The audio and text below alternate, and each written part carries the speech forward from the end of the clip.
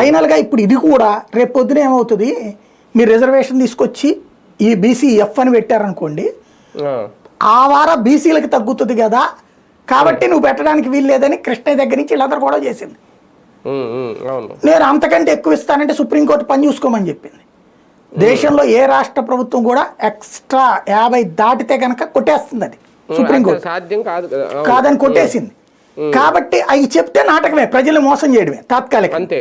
ఇప్పుడు మొన్న కూడా ఏదో 14% 15% ఎక్స్ట్రా బీసీలకు ఇస్తామని చెప్తున్నారు స్థానిక సంస్థలు ఏటిట్లో. మళ్ళీ అది కొట్టేయడం, దానికోసం కోర్టులో డ్రామాలు తప్పించి ఏమీ లేదు అక్కడ. కాబట్టి ఇప్పుడు ఇది బీసీలకు సంబంధించిన అంశం కాదు. అప్పుడు బీసీలకు రిజర్వేషన్ తగ్గుతుందని భయపడ్డారు. ఇప్పుడు భయపడాల్సింది ఎవరు?